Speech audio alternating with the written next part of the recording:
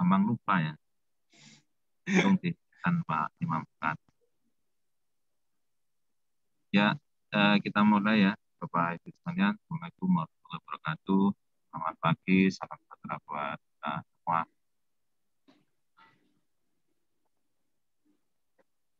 Kita melanjutkan dari pertemuan yang kemarin.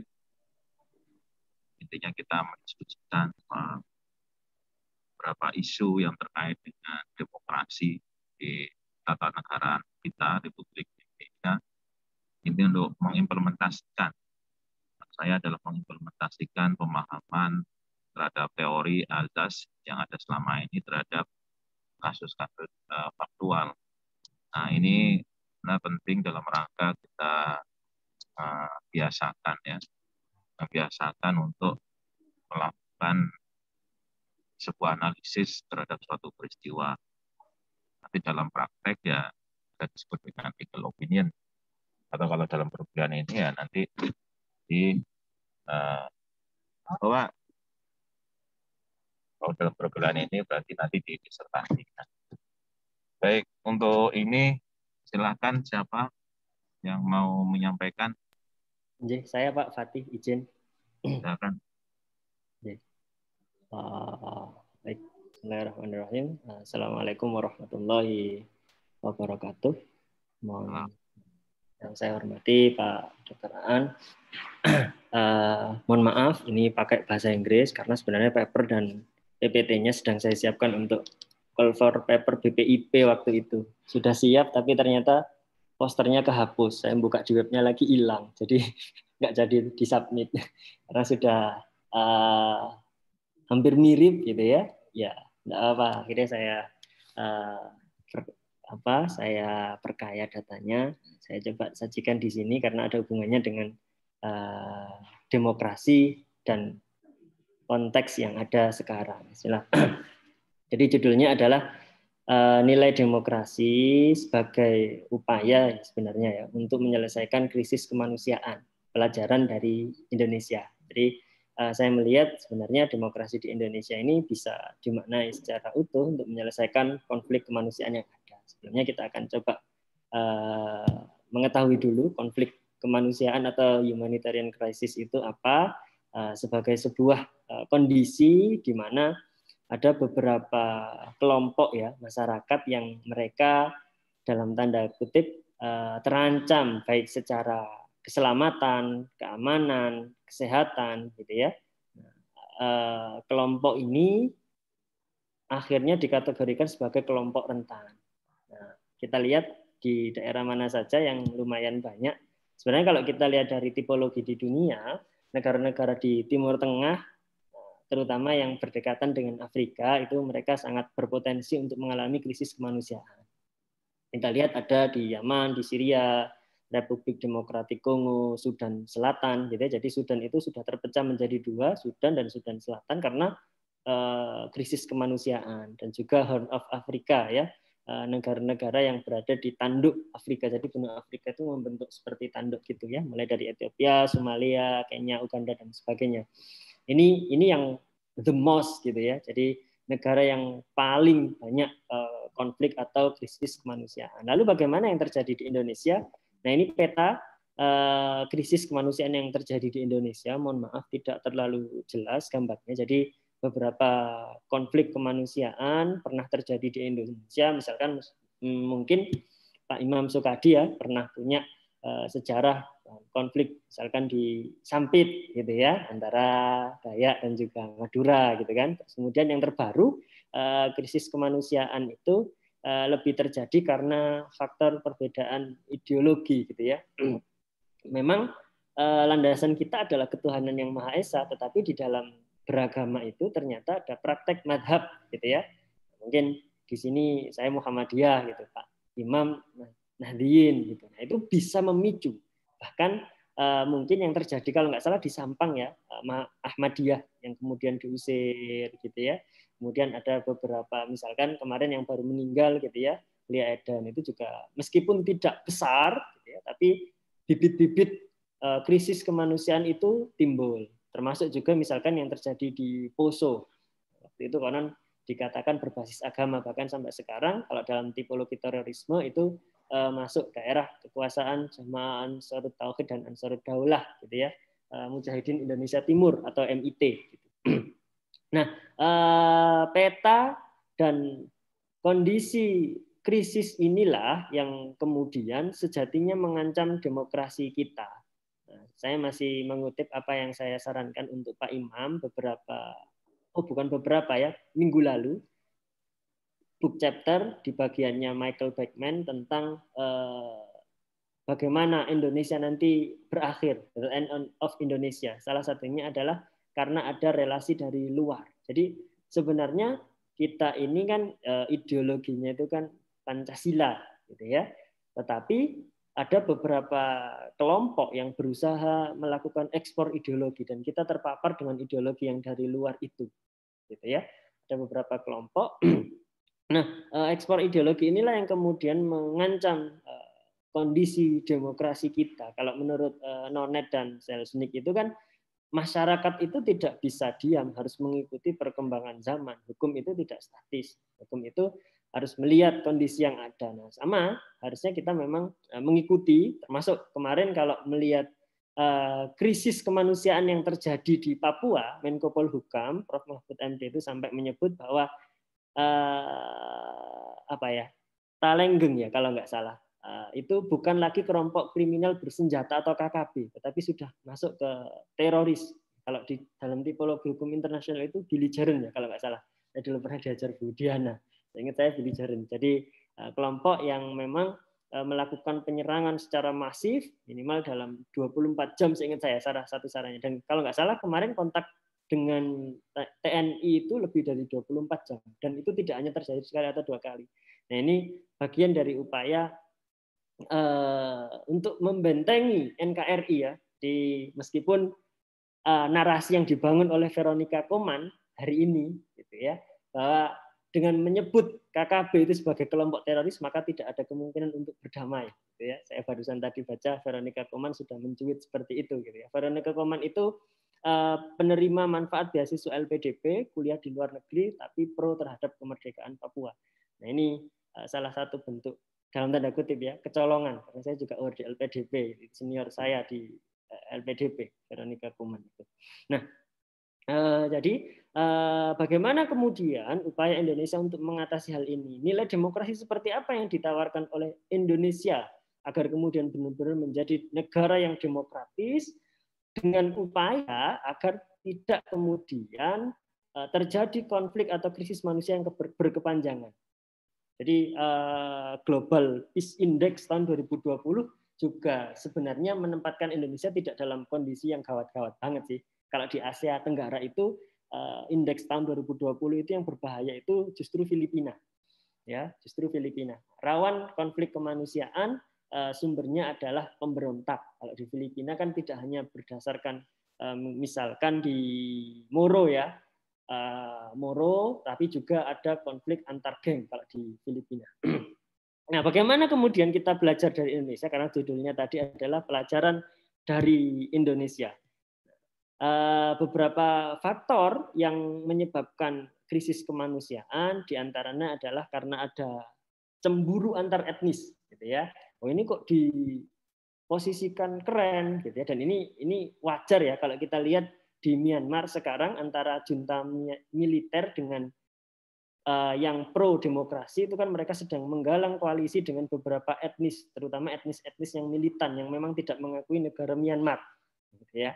Nah, ethnic jealousy ini memang ya rawan juga terjadi di Indonesia karena kita lihat pemerintah walaupun sudah menerapkan asas otonomi daerah, desentralisasi, tetapi pemusatan pembangunan itu masih banyak di Jawa. Kita tidak bisa menutup mata dari fakta itu, gitu kan. Kemudian religius radikalisme. Jadi ada beberapa aliran yang sangat dalam tanda kutip radikal.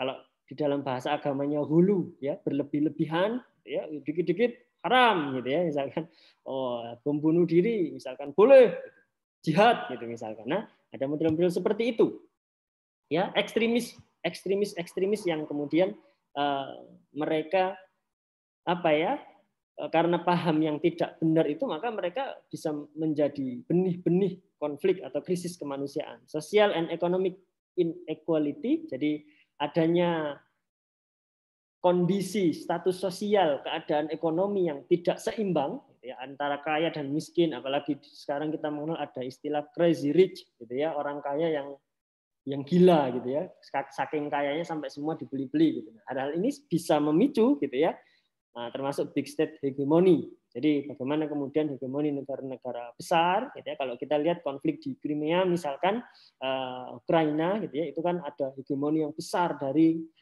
Rusia gitu ya. Terus termasuk kemarin konflik yang melibatkan antara Azerbaijan juga. Nah, kondisi-kondisi seperti ini secara global memang harus diatasi. Dan saya lihat negara-negara besar, bahkan itu negara maju sekalipun, susah untuk kemudian meredam krisis kemanusiaan ini. Ya, bagaimana mungkin kemudian misalkan di Amerika, gitu ya, negara yang mengklaim pengekspor demokrasi, kan ada ya buku ya, ekspor paling mematikan abad ini, gitu, demokrasi kalau misalnya ya. Nah, bagaimana kemudian negara yang katanya mbahnya demokrasi, tetapi saat Trump kalah, pendukungnya Trump malah menyerbu Kapitol, gitu kan, gedung Kapitol, gitu kan. Ini kan sama kayak Indonesia. Indonesia sudah pernah bro, gitu kan. Ibaratnya seperti itu. Indonesia sudah pernah saat reformasi dulu, gitu ya, menyerbu ke Senayan, gedung kura-kura, gitu. Nah, terus kemudian mengklaim sebagai negara yang misalkan menjamin hak asasi manusia, karena demokrasi dan hak asasi manusia itu bagaikan keping mata uang ya, tidak bisa dipisahkan. Kalau ngomong negara demokratis berarti jaminan jaminan terhadap pemenuhan hak asasi manusia pasti bagus.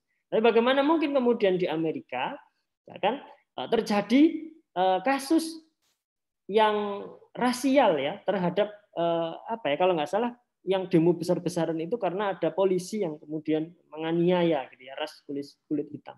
Dan bahkan di negara-negara Eropa juga seperti itu. Kalau kita lihat dengan mudah misalkan di pertandingan sepak bola gitu ya, bahkan sampai ada suara-suara berbunyi mohon maaf seperti monyet terhadap orang-orang ras kulit hitam gitu kan. Bahkan kemarin sempat terjadi juga di Piala Menpora itu, kalau Pak Imam mengikuti Piala Menpora gitu ya, atlet sepak bola kita sempat kena rasisme dari penonton itu di Instagram. Jadi kondisi inilah yang kemudian menyebabkan krisis kemanusiaan secara global. Lalu gimana caranya? Pelajaran apa yang kita bisa petik? Kalau bahasa agamanya di UIN itu mungkin ibroh ya. Pelajaran apa yang bisa kita petik dari Indonesia? Indonesia punya apa sih untuk mengatasi krisis kemanusiaan itu? Nah, saya menawarkan demokrasi, ya, nilai-nilai demokrasi yang secara spesifik ada di Pancasila. Jadi di awal sudah saya sebutkan, mohon izin bahwa ini sebenarnya adalah paper yang saya siapkan untuk call for papernya BPIP, Badan Pembinaan Ideologi Pancasila, tapi ternyata posternya hilang, qadarullah hilang. Padahal itu hari terakhir. Saya search, tidak ada, di Google juga tidak ada, di webnya BPIP juga tidak ada. Ya sudah, ibrohnya ini bisa jadi untuk tugas insya Allah, tidak apa-apa. Dan benar, nilai-nilai yang ada di Pancasila, demokrasi yang ada di Pancasila inilah yang kemudian bisa menjadi penawar luka atau menjadi penghapus dari benih-benih krisis kemanusiaan. Yang pertama adalah tentang ketuhanan yang Maha Esa, the belief in one God. Jadi keyakinan, keimanan terhadap Tuhan yang satu itu sejatinya bisa kemudian menawarkan gejolak radikalisme, gitu kan? Orang-orang yang ekstremis, orang-orang yang radikal itu kan memang terlalu berlebihan dalam beragama, gitu ya. Meskipun Angelina Jolie kalau nggak salah nyebut, saya nggak tahu, saya bacanya tweetnya Angelina Jolie bilang kalau teroris itu tidak beragama. Saya sepakat juga, kalau orang yang beragama pasti tidak akan, dalam agama apapun pasti tidak akan membolehkan membunuh ya jiwa manusia yang tak berdosa. Saya yakin semua pasti seperti itu, gitu ya. Di Weda, di Al-Quran, di Injil, gitu ya, di Tripitaka dan sebagainya. Kemudian yang kedua adalah bagaimana kemudian mewujudkan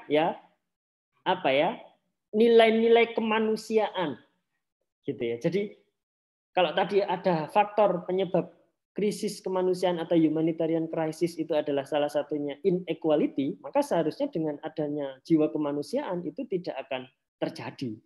Kenapa? Karena orang akan cenderung wah iya saya akan donasi, saya akan kemudian menolong orang lain. Nggak perlu lagi ada acara tuker nasib gitu ya. Di TV itu kan ada acara tuker nasib. Hari ini kamu pindah ke rumah saya gitu kan. Nah, itu dulu tontonan saya ya, seneng sambil nangis-nangis gitu ya. Ternyata settingan gitu ya, gimmick juga. Kemudian yang ketiga yang penting adalah Indonesian Unity atau persatuan. Bagaimana kemudian kita bisa memupuk atau menghapus benih-benih krisis kemanusiaan itu kalau kita bersatu.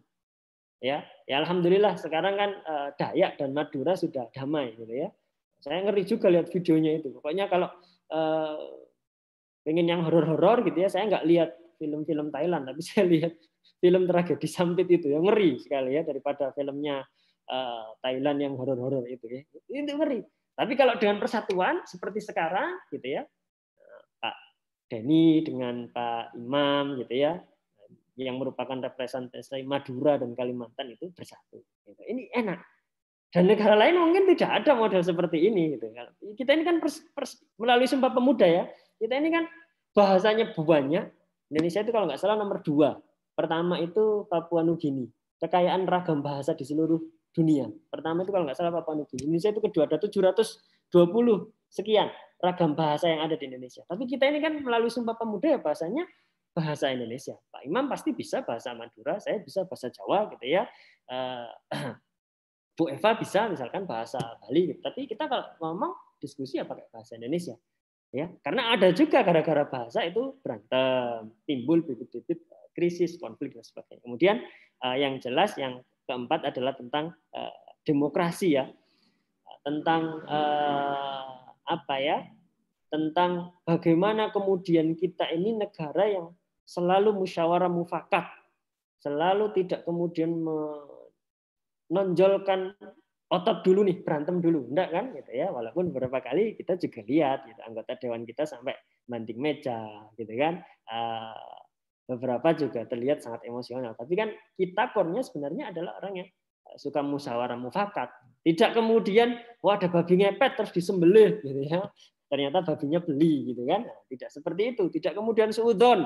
Oh ini tetangga saya kok tiba-tiba kaya, nggak kerja, nggak keluar rumah gitu ya. Mungkin influencer gitu kan. Nah, karena apa? Kita ini musyawarah mufakat, diajak tumbukan dulu, kumpul dan sebagainya. Kemudian yang terakhir adalah keadilan sosial, social justice. Ini yang juga menjadi rencananya pisau analisis di disertasi saya. Bagaimana konsep keadilan yang ada di Indonesia itu berbeda dengan apa yang misalkan disampaikan oleh John Rawls ya, atau misalkan disampaikan oleh para pencetus-pencetus teori tujuan hukum, misalkan Gustav Radbruch dan sebagainya. Jadi keadilan sosial adalah keadilan yang berbasis pada nilai-nilai yang hidup di masyarakat. Itu yang saya tangkap ya sejauh ini. Jadi bagaimana mungkin akan ada konflik kalau orang-orang itu sudah sama-sama ngerti. Oh iya ya, ini saudaraku. Oh iya ya, walaupun kami beda keyakinan di bidang agama, tapi kami satu saudara di bidang kebangsaan, kemanusiaan. Oh iya, jadi nggak perlu konflik. Ya. Apalagi kalau sekedar saya sama Mas Imam gitu ya, Pak Imam yang saya Muhammadiyah, Pak Imam NU gitu ya. Kamu kunut nggak? Gitu. Kalau Pak Imam yang jadi imam, ya, yang namanya sudah imam nih ya. Jadi imam salat subuh ya saya ikut kunut. Ya, tapi kalau ternyata Pak Imam yang jadi makmum, ya saya berarti tidak pakai kunut. Nah, seperti itu keadilan sosial, adil, ya, bukan kemudian memaksakan pokoknya, gitu ya. Pokoknya saya ini, bukan. Nah, nilai-nilai inilah yang saya sebut sebagai nilai yang kemudian menjadikan demokrasi kita itu demokrasi yang harusnya, idealnya itu bisa meredam konflik yang mungkin timbul di antara masyarakat kita, termasuk krisis kemanusiaan. Dan alhamdulillah memang benar hasil riset dari Global Peace Index tahun 2020 kita tidak masuk dalam zona merah yang berbahaya itu gitu ya. Jadi alhamdulillah walaupun pemerintah juga was-was dengan kasus terorisme, was-was dengan kasus konflik kemanusiaan, tapi alhamdulillah so far dunia melihat bahwa kita ini masih mampu untuk bertahan dari konflik yang parah gitu ya. Tidak seperti di Myanmar gitu kan. Myanmar hari ini kan sangat ngeri antara junta militer dan juga orang-orang yang pro demokrasi itu hampir tiap hari berantem mereka. Hampir tiap hari berantem. Oke, itu yang bisa saya sampaikan. Selanjutnya saya berharap ada diskusi, masukan dari Bapak Ibu semua. terima kasih. Ini yang bisa saya sampaikan. Assalamualaikum warahmatullahi wabarakatuh. Assalamualaikum warahmatullahi wabarakatuh. Ya, terima kasih Pak Solahuddin. Pak Solahuddin, S2-nya dari mana, Mas? Dari UNER, Pak. Dari UNER. UNER, S1-nya dari Brawijaya. Dulu bimbingan jenengan di debat-debat itu, pokoknya debat-debat saya lah. Udah Bangling. Udah. Oke.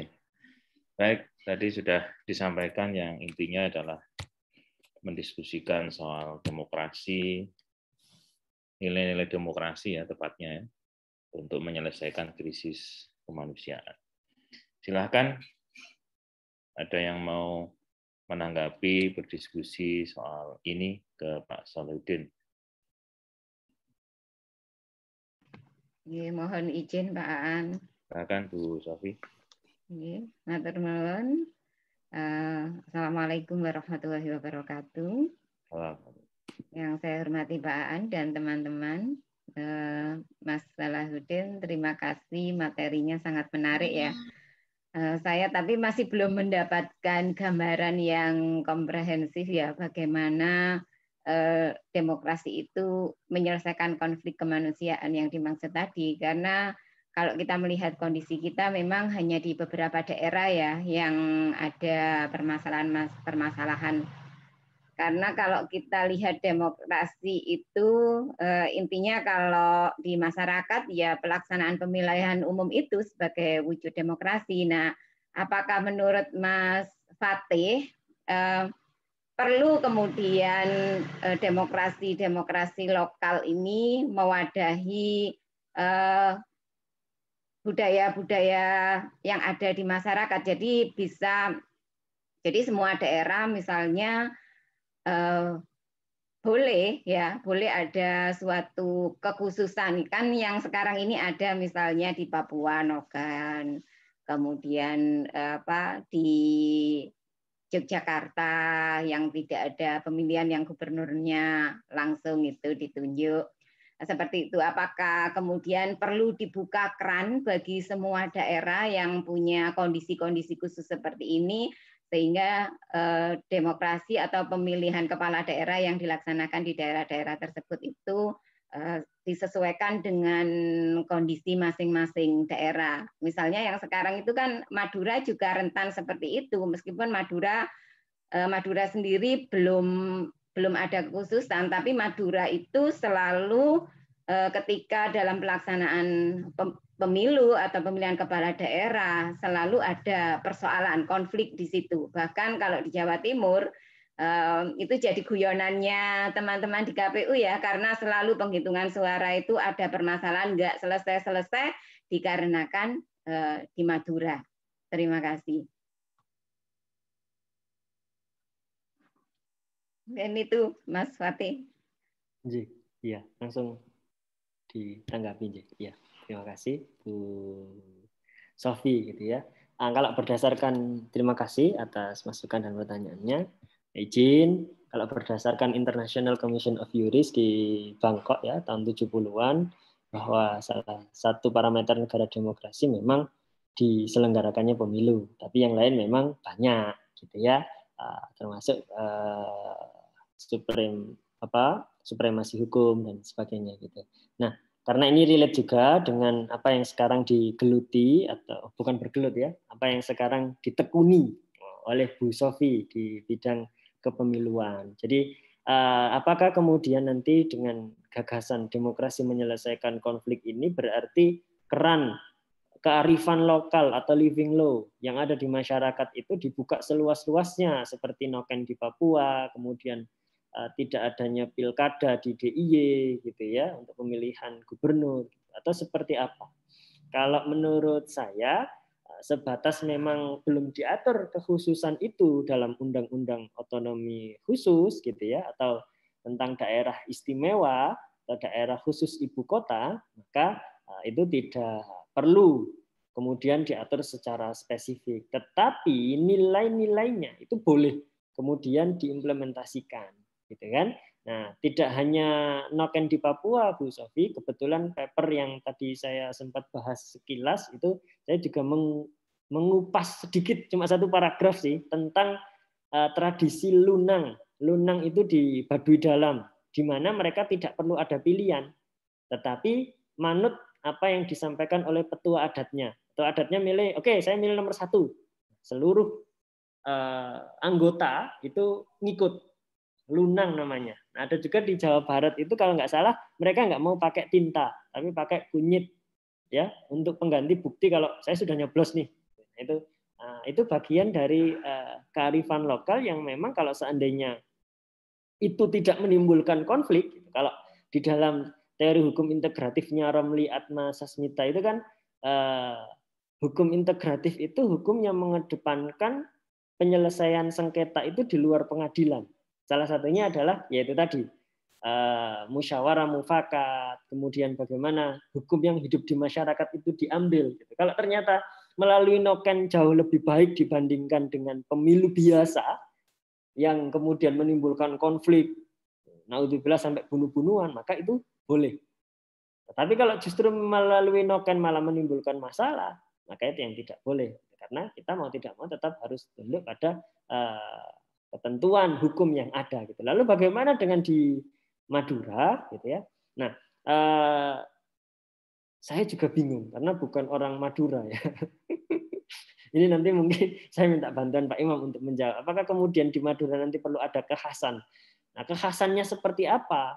Gitu, ya, khas apa gitu? Apa masa yang kalah dicarok kan nggak mungkin gitu kan? Nah, ini nanti malah bahaya gitu kan? Nah, kekhasannya seperti apa?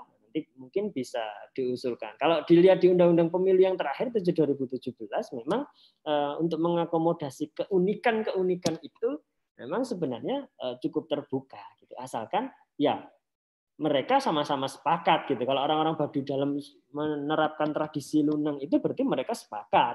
Ya, ketuanya adat yang milih, oke, saya milih. Masyarakat yang ikut di situ ya sudah saya mengikuti itu gitu. Karena kalau di Islam itu kan sebenarnya ada ya kaidah sami'na wa ata'na gitu ya. Saya mendengar dan saya ikut. Tapi kan kita menerjemahkannya ya kita tetap one man one vote gitu. Jadi konsep yang kita ikuti kan seperti itu. Nah, kalau memang ada ya monggo.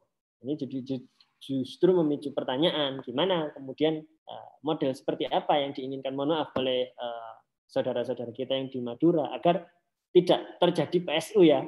Perhitungan pemilihan pemungutan suara ulang gitu ya, kayak di mana Denny Indrayana itu ya di Kalimantan ya, itu kan sedang ada PSU karena rawan diduga ada money politik gitu. Nah, gimana kemudian di Madura nanti pengen seperti apa? Saya butuh masukan dari Pak Imam. Itu sudah on mic Pak Imam. Gitu nggih Bu Sofi, pangapunten. Matur nuwun Mas Fatih. Mas Fatih. Ya, monggo. Siap. Ya, ini memberikan pencerahan juga kepada saya. Tapi untuk Madura kita selesaikan bukan di forum ini ya. Mas Madura Fatih. Itu yang itu loh, Mas Imam apa yang kepala desa dan seterusnya. Iya. Apa masih ada patron klien semacam itu kan ya? Iya. Mas Fatih kembali ke topik awal untuk mengatasi krisis kemanusiaan dengan penerapan nilai demokrasi. Kita ketahui bahwa kalau misalnya prinsip dan nilai utama dalam demokrasi yang terkandung pada sila keempat Pancasila itu kan sebenarnya ada 3. Ada peopleness, ada deliberation, dan representation. Ada nilai kerakyatan di situ, ada nilai permusyawaratan atau deliberation, dan perwakilan. Kalau untuk menyelesaikan krisis kemanusiaan itu pasti untuk sistem perwakilan ini kayaknya dikesampingkan dulu, tapi yang lebih ditonjolkan adalah kerakyatan dan permusyawaratan itu. Tapi dikaitkan dengan konteks kearifan lokal yang Mas Fatih kemukakan tadi, itu kan hanya bersifat sebagian-sebagian saja, bagian kecil dan tidak menasional. Bahkan kalau misalnya kita baca bukunya siapa itu Hukum Adat, bahwa hukum adat itu bisa menjadi penghalang hukum nasional atau sebaliknya bisa menjadi pendukung nanti. Saya ingin minta ketegasan dari Mas Fatih, nilai demokrasi yang bisa diterapkan untuk mengatasi krisis kemanusiaan yang kita ini multi ras, multi etnis, suku, agama, itu yang seperti apa sih? Misalnya bentuk konkretnya itu. Itu yang pertama. Untuk yang kedua, terkait dengan pemusyawaratan dan kerakyatan ini, sebenarnya kan musyawarah mufakat itu adalah bagian dari sebuah demokrasi. Kalau misalnya saya baca di bukunya almarhum Pak Jazim itu ada di suku di Banten itu itu namanya demokrasi ala wisik katanya. Suku Baduy, ini penelitiannya Pak Jazim, demokrasi ala wisik. Artinya memilih pemimpin itu, kepala suku bersidang, misalnya sudah ditentukan si A, itu tidak langsung dilantik, tapi menunggu wangsit dulu. Menunggu wangsitnya itu dari pohon besar, saya juga nggak tahu. Ini demokrasi wisik ala masyarakat Baduy misalnya. Nah, yang dikhawatirkan adalah kalau misalnya ini ditonjolkan, nanti hukum kita yang pluralis ini menjadi sangat pluralis sekali. Nanti apa tidak mungkin diberikan pembatasan nanti? Saya takutnya nanti Madura punya sendiri, Jawa nanti setiap ini punya kearifan lokal sendiri, jadi malah membingungkan. Itu maksud saya. Terima kasih Mas Fatih yang luar biasa ini. Ya, terima kasih Pak Imam yang biasa di luar. Saya luar biasa, berarti Pak Imam biasa di luar. Oke, baik. Untuk yang pertama, bagaimana kemudian caranya untuk kemudian istilahnya konsolidasi nasional agar sama, gitu ya. Maka ini perannya sekarang kalau Mahkamah Konstitusi itu the guardian of constitution, maka the guardian of ideologi di Indonesia itu ya BPIP. Lalu gimana? Konkretnya gimana? Bentuk konkretnya ya BPIP inilah yang kemudian akan menerjemahkan nilai-nilai Pancasila untuk kemudian meredam konflik, ya, menyamakan ideologi, melakukan upaya deradikalisasi dan sebagainya. Ini peran dari BPIP. Termasuk misalkan dengan bagaimana kemudian agar kita yang duduk di pendidikan formal itu mendapatkan kembali nilai-nilai Pancasila itu. Dulu saat saya kecil itu kan ada PMP ya. Oh belum, saya nggak sempat, saya dapatnya PPKN. PMP itu kakak saya. Saya lihat buku-buku tua itu PMP, Pendidikan Moral Pancasila. Itu masuk tuh ke sistem pendidikan formal kita. Tapi sekarang kan enggak. Sekarang itu kan PKN. Mohon maaf nanti saya boleh dikoreksi. Sekarang itu setahu saya PKN, Pendidikan Kewarganegaraan. Pancasilanya itu hilang. Kalau di perguruan tinggi kayaknya cuma PKN, setahu saya ya. Nah, maka upaya untuk demokratisasi dan internalisasi nilai-nilai Pancasila itu enggak ada. Kalau nunggu sosialisasi 4 pilar dari MPR ya waktunya cuma biasanya 2-3 jam. Kalau di UB ketemu di Widyaloka, pulang dapat buku saku UD gitu-gitu kan, dapat tas gitu biasanya. Nah, itu kan sangat kurang. Maka perlu kemudian itu boleh tetap ada sosialisasi 4 pilar itu, ya. Tapi kemudian harus juga didukung dengan kembali masuknya ya pelajaran internalisasi nilai tentang Pancasila ke sistem pendidikan formal kita. Nah, ini kan yang lucu kan Mendikbud yang kemarin yang sudah jadi Mendikbud Ristek itu kan banyak yang hilang ya, di buku sejarah kayak Hasyim Asy'ari hilang kemudian narasinya. Terus apa tadi yang dulu sempat diproses oleh Prof. Haidar Nasir itu juga hilang gitu ya. Ada yang hilang justru nggak tahu ini apakah saya rasa sih proses yang tidak disadari gitu ya. Mungkin lupa atau manusia kan tempat salah dan lupa gitu. Nah, jadi harus kembali masuk karena the guardian of ideologi inilah yang kemudian sedang kita butuhkan. Ideologi itu seperti kayak manual book gitu ya. Kalau kita beli gadget, beli HP, laptop, tablet dan lain-lain kan pasti di DOS itu ada, di dashbooknya itu pasti ada buku pedoman manual.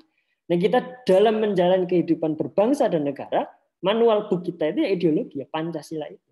Maka kalau kita sudah selesai itu, ya sudah, insya Allah apapun agamanya, apapun rasnya, apapun kepentingannya, apapun latar belakang ormasnya, partai politiknya, itu nanti kemudian nilai demokrasi itu akan tertanam dengan baik. Kemudian yang kedua,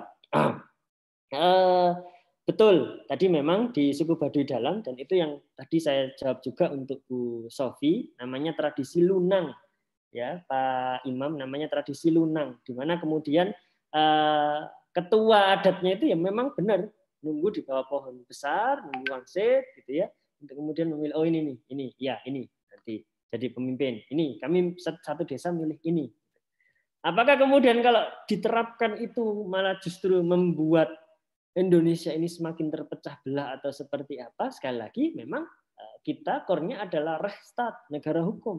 Maka living law yang seperti itu, kembali lagi ke pasal 18 UUD gitu ya, 18B, bahwa nilai-nilai kearifan lokal, kekhususan yang ada di masyarakat adat itu diakui sepanjang tidak bertentangan ya kemudian dengan hukum positif. Yang ada. Kalau terkait pemilu kan sudah ada undang-undang pemilu, sudah ada PKPU, Perbawaslu dan sebagainya ya. Maka kalau memang itu tidak bertentangan tidak masalah. Dan sependek pengetahuan saya, so far memang, makanya tadi saya tanya Pak Imam, nilai kearifan apa sih sebenarnya yang ingin diterapkan misalkan di Madura terkait untuk pemilu ya. Ini skupnya lebih kecil pemilu. Karena saya jujur tidak tahu. Yang saya tahu ya secara nasional yang paling populer memang Nokeng. Yang kedua ya Lunang itu tadi. Lebih dari itu saya rasa masyarakat adat, misalkan di Panglipuran, di Bali, gitu, mereka juga masih ikut pemilu kok. Atau misalkan nagari yang ada di Sumatera, gitu, mereka juga masih ikut pemilu. Gitu. Jadi hanya dua ya secara besar yang memang sistem pemilunya yang seperti itu tipologinya. Jadi tidak perlu khawatir, insya Allah. Jadi kita tetap bisa tunduk terhadap hukum positif yang ada, namun tidak kemudian membatasi jika seandainya ada nilai-nilai kearifan lokal yang hendak diadopsi selama tidak bertentangan dengan norma hukum positif yang ada dan berlaku saat ini. Begitu Pak Iman, mohon maaf atas keterbatasan ilmu dan pengetahuan saya.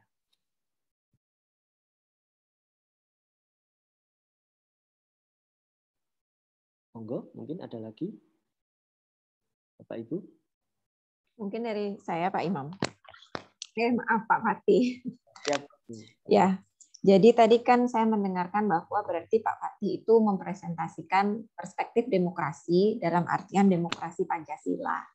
Ya, kemudian nilai utama yang ditekankan pada demokrasi Pancasila tentunya adalah nilai toleransi. Bagaimana kita bisa saling menghargai satu sama lain, kemudian memanusiakan manusia. Nah, kemudian yang mungkin ingin saya tanyakan, gagasan tentang demokrasi Pancasila untuk menyelesaikan konflik kemanusiaan ini kan masih pada tataran ide ya Pak Fatih ya. Masih pada tataran ide, kemudian nanti kita harapkan negara-negara lain gitu mau untuk ikut serta mengimplementasikan setidaknya sebagai sebuah ideologi yang akhirnya berkembang tidak hanya di Indonesia tapi mungkin di kawasan Asia Tenggara yang masih memiliki corak kebudayaan hampir sama dengan Indonesia. Yang mungkin perlu saya tanyakan, bagaimana sih cara kita untuk mengimplementasikan sendiri terlebih dahulu gagasan atau ide terkait dengan demokrasi Pancasila tersebut untuk menyelesaikan konflik di Indonesia. Karena kita tahu di Indonesia kan masih juga sering terjadi konflik, bahkan kesannya konflik yang kemanusiaan yang terjadi di Indonesia itu seperti fenomena gunung es.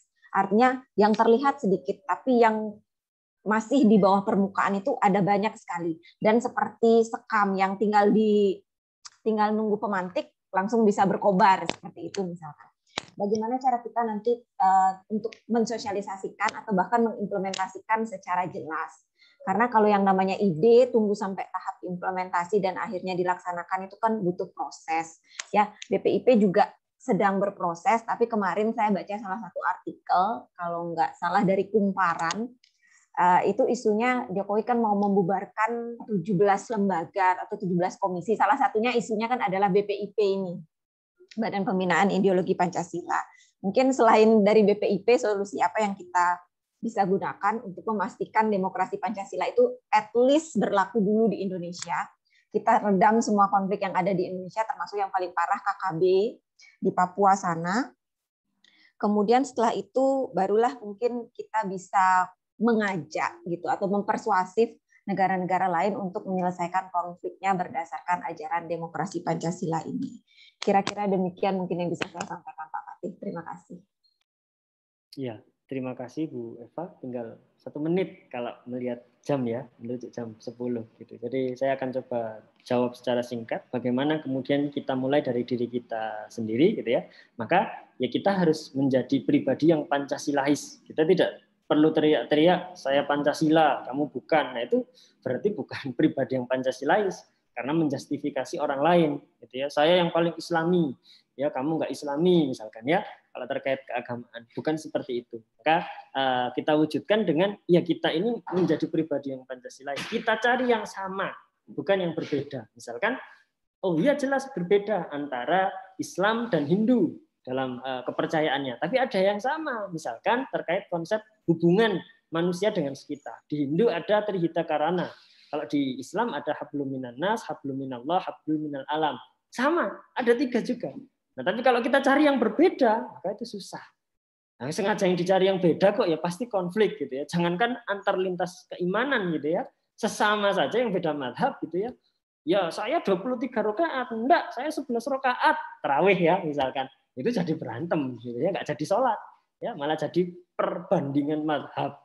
Itu yang pertama. Kemudian yang kedua, bagaimana kemudian dengan isu BPIP yang nanti dibubarkan? Ini kan nggak konkret kalau kita mau belajar Pancasila, tapi BPIP-nya bubar, gitu ya. Tadi pesan saya memang kita mau tidak mau segera dan sangat mendesak memasukkan kembali ya mata kuliah, mata pelajaran tentang Pancasila ke dalam sistem pendidikan formal kita dulu. Kalau non formal atau informal mungkin sudah ya, mungkin di homeschooling dan sebagainya. Tapi yang formal kita masukkan. Nanti saya pesan kalau nanti bapak-bapak, ibu-ibu ini ada yang jadi dirjen atau bahkan jadi menteri, masukkan. Kalau sekarang nggak bisa nanti, ya segera, ya. Karena ini penting sekali. Mahasiswa kita itu nggak ngerti, bahkan ada yang mungkin nggak hafal Pancasila, sila pertama, gitu. Atau jangan sila pertama, pasti hafal. Coba langsung sila keempat, gitu. Pasti mikir dulu, misalkan. Kenapa? Ya wajar, nggak ada nilai untuk itu, memang. Nggak ada mata kuliah pengantar untuk itu, misalkan. Ya, jadi itu mungkin konkret, singkat, dan yang bisa kita mulai saat ini. Mohon maaf atas keterbatasan ilmu saya. Sudah jam 10 lebih 1. Terima kasih. Sedikit Pak Fatih, Pak An, izin Pak An mau bertanya terkait nilai demokrasi untuk menyelesaikan. Mohon maaf Pak, ya karena memang persoalannya waktunya ini karena nanti ada dipakai kelas yang lain. Kita bisa lanjutkan di minggu depan ya Pak Denny ya.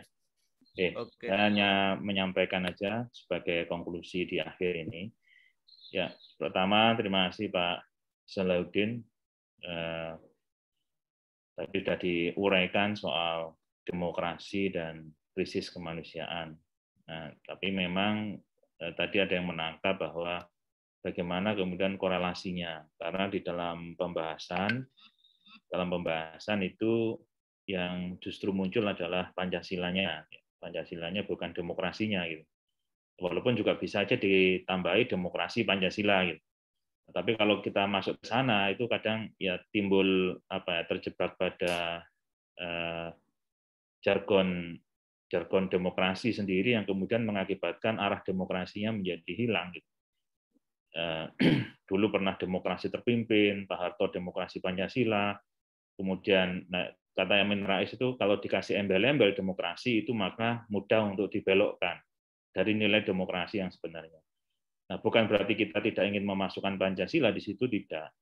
Tapi jangan sampai kemudian terjadi tafsir tunggal terhadap Pancasila yang kemudian itu mengakibatkan untuk melanggengkan kepentingan tertentu. Ini kan pelajaran kita masa lalu yang panjang gitu ya. Soal Pancasila dimonotafsirkan ya, sehingga menimbulkan menimbulkan problem. Nah, soal BPIP sendiri pun selama ini kalau kita nilai itu masih lebih kepada problem maker daripada problem solving. Ya, dulu kan ada ya itu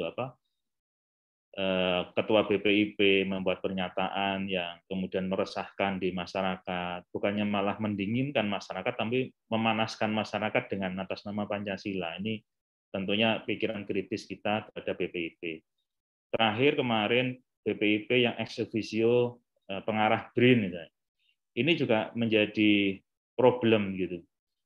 Nah, akhirnya saya khawatirnya itu orang menjadi antipati terhadap Pancasila karena hanya sebagai jargon, bukan kemudian nilai-nilai yang diimplementasikan dalam seluruh kehidupan, ya, dan apa ya, antara yang diidealkan dengan yang dilaksanakan itu tidak ada. Contoh gampang misalnya penangkapan Munarman kemarin. Kalau kita masukkan nilai Pancasila, ya, apakah seperti itu kalau diimplementasikan? Ya, kecuali kalau tertangkap basah ya, tertangkap tangan, meracik bom ya tanpa prosedur nggak apa-apa lah. Tapi kalau misalnya dalam situasi yang statusnya ditetapkan terlebih dahulu, orangnya jelas, nah tentunya kan dalam nilai Pancasila ada nilai kemanusiaan. Pakai sandal aja kan nggak boleh kemarin. Padahal kan belum diadili di persidangan. Nah ini sebenarnya kalau kita lihat dari sisi Pancasila, ya bahkan Profesor Pancasila sendiri, Prof. Suteki ya, itu kan menulis kritis soal penangkapan Munarman kemarin.